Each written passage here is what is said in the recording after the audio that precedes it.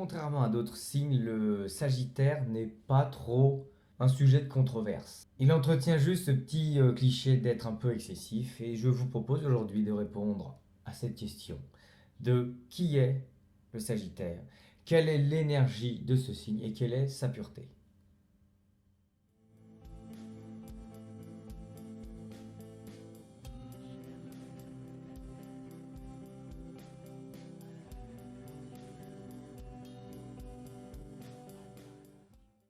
On commence toujours ce format vidéo avec la question à quelle période le Soleil passe dans le signe qui nous importe. Pour ce qui est du Sagittaire, le Soleil rentre dans le signe le 22 novembre, il en ressort le 21 décembre. Dernier signe de l'automne, le Sagittaire est un signe de transition, un signe mutable, un signe qui finit un cycle. Les nuits sont longues, le Sagittaire et le Capricorne se partagent les nuits les plus longues de l'année, 8 heures de jour pour 16 heures de nuit, deux signes qui se partagent l'ombre. L'animal qui représente ce signe n'est pas un animal de notre réalité, c'est un animal mystique, c'est un centaure. Mi-homme, mi-cheval, mi-humain, mi-animal, mi-civilisé, mi-sauvage. On va pouvoir commencer directement avec de la mythologie. Je voudrais vous parler de l'histoire de Chiron qui va beaucoup nous aider à comprendre ce qu'est l'énergie du Sagittaire. Chiron, attention, est une constellation, mais ce n'est pas la constellation du Sagittaire, rien à voir. Mais l'aspect mythologique et symbolique de cette histoire va nous aider à comprendre beaucoup de choses.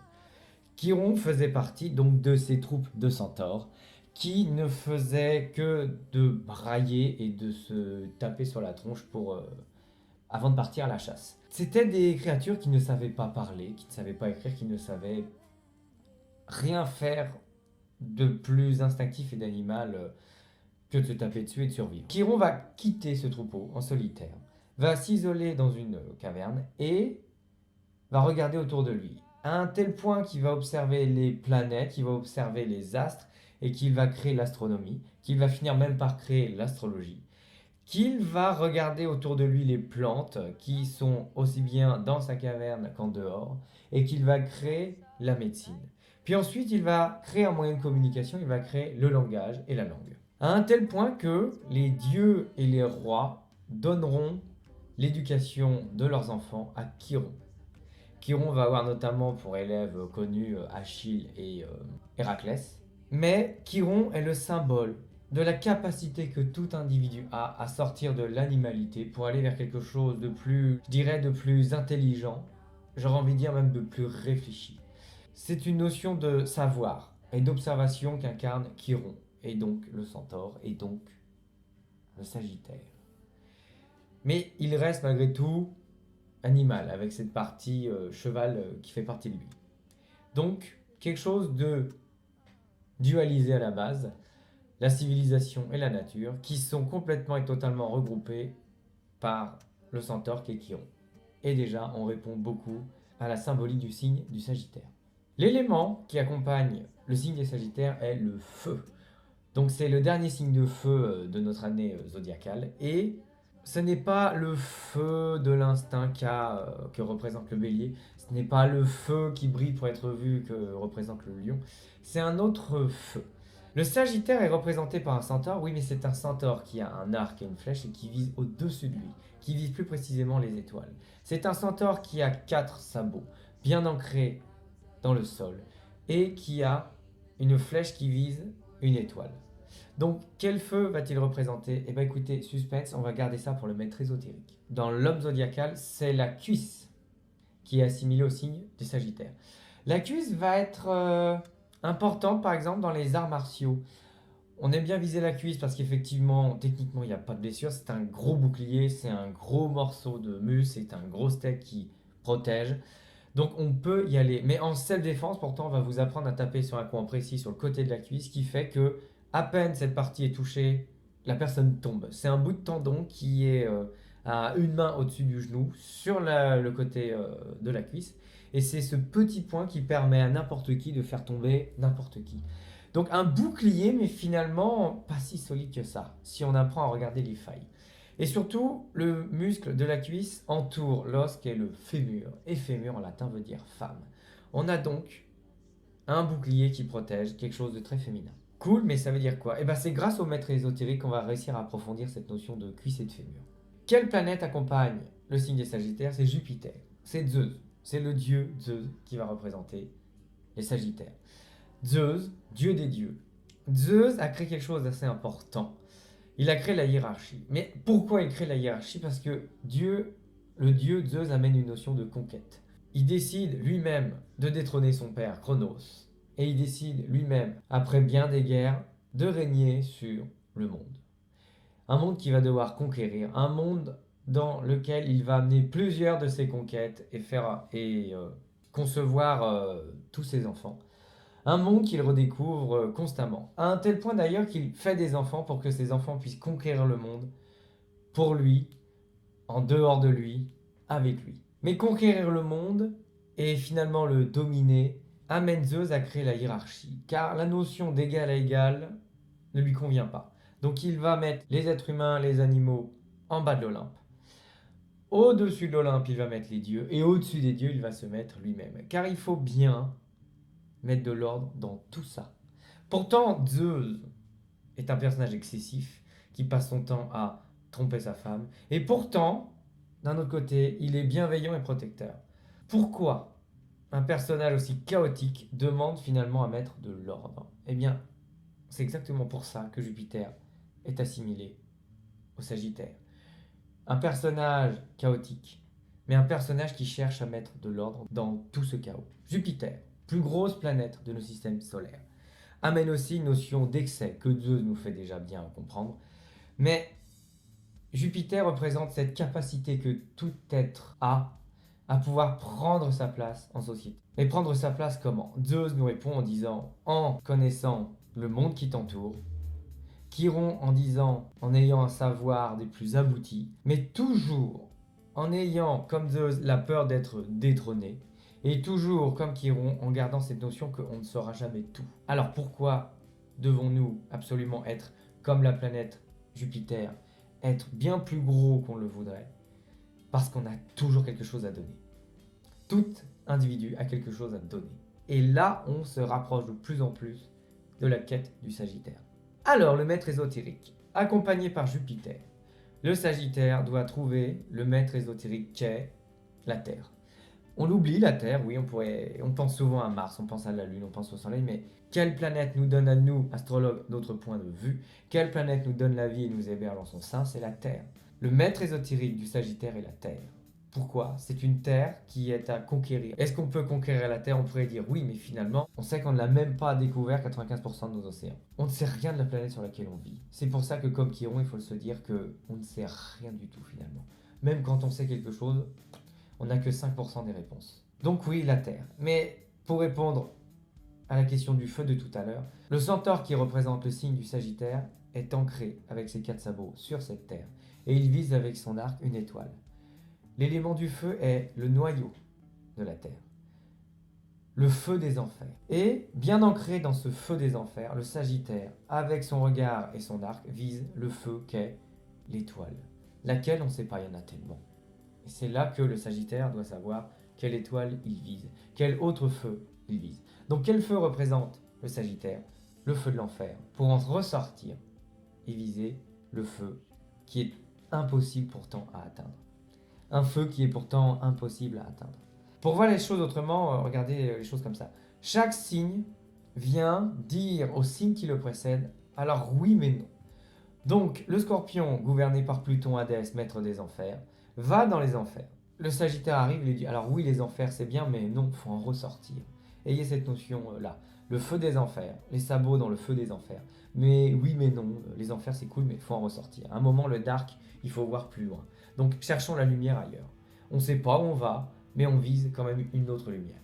Voilà l'élément du feu que représente le Sagittaire. Et pour ce qui est de la partie du corps, la cuisse, un bouclier qui entoure le fémur, la femme. Comme Zeus, l'énergie Sagittaire est une énergie aventurière. Une planète entière à conquérir, une planète entière à visiter. Des pays aux cultures tellement différentes, mais qui ont pourtant la même finalité, vivre. Mais Personne ne vit de la même façon.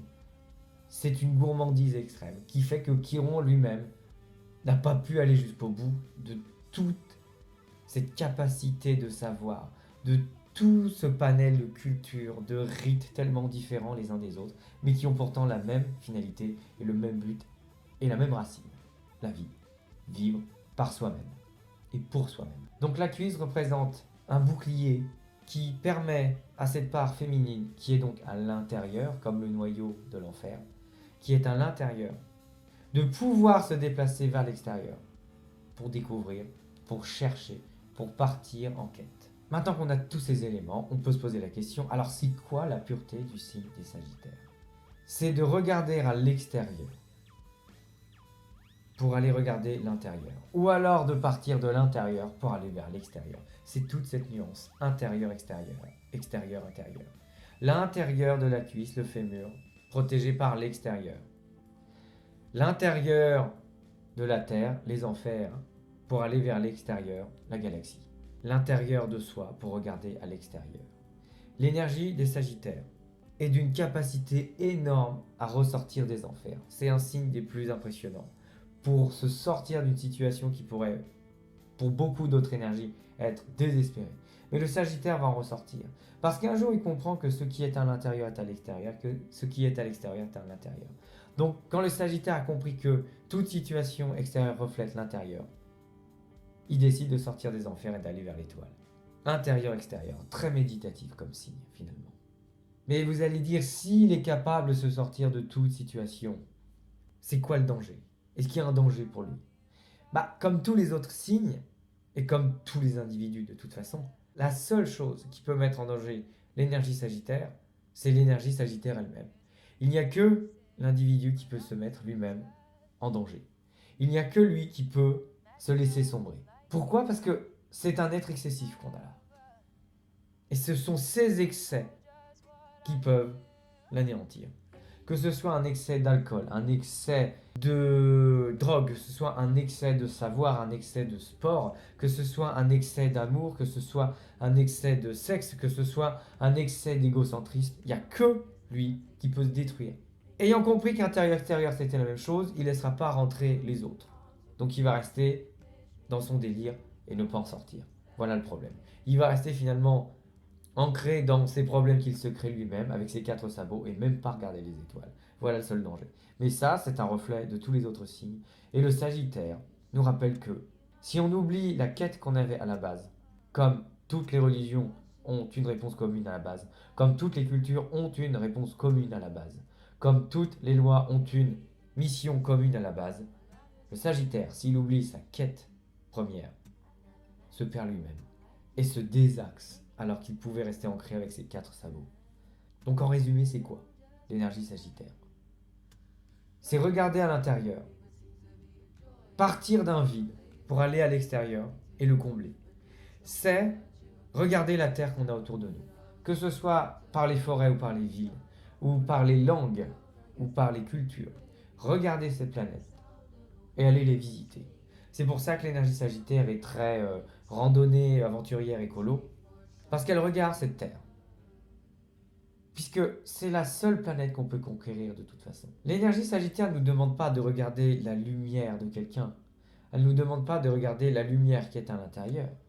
Elle nous demande de regarder la lumière qui nous guide. Quelle étoile on décide de suivre pour sortir de nos enfers. Le Sagittaire, alors, à la recherche d'un vide à combler, va devenir excessif. Et dans ces excès, il va commencer à se perdre.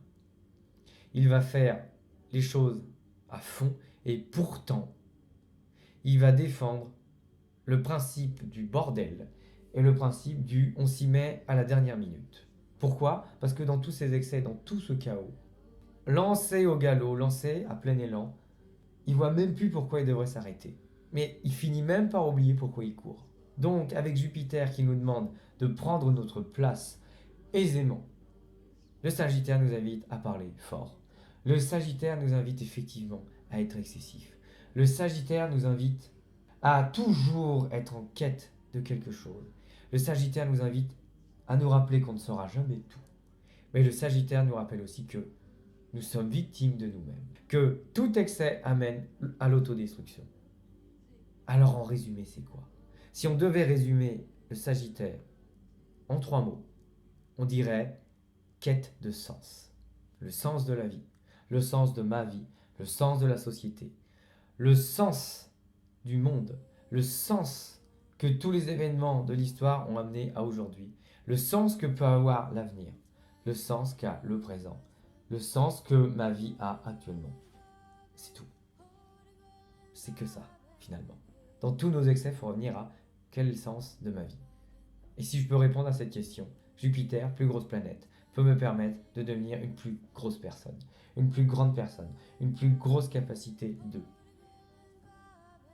Et de faire tout ça sans honte, dans l'épanouissement. Et ben voilà, j'espère que cette vidéo vous a aidé à comprendre un petit peu mieux la notion de l'énergie du Sagittaire. Je rappelle que c'est le soleil qui donne notre signe, donc avoir le soleil en Sagittaire fait de vous un Sagittaire, mais qu'une personne qui, par exemple, a Mars en Sagittaire ou la Lune en Sagittaire, a donc du Sagittaire en elle.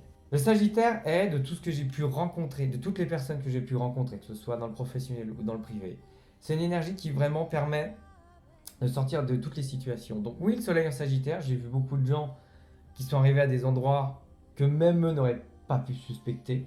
Je les ai vus ressortir de choses impressionnantes. Mais je fais une parenthèse aussi pour les personnes qui ont la lune en Sagittaire, qui eux ont une solidité des plus impressionnantes. J'ai vu des personnes à la lune en Sagittaire revenir de situations en quelques semaines, là où d'autres mettent des mois, voire des années. Donc l'énergie du Sagittaire, dans notre quête de sens, nous permet de trouver la foi. On commence à rentrer dans la foi. Et c'est le Capricorne qui va nous aider à répondre à cette question. Je vous dis à très bientôt pour une nouvelle vidéo.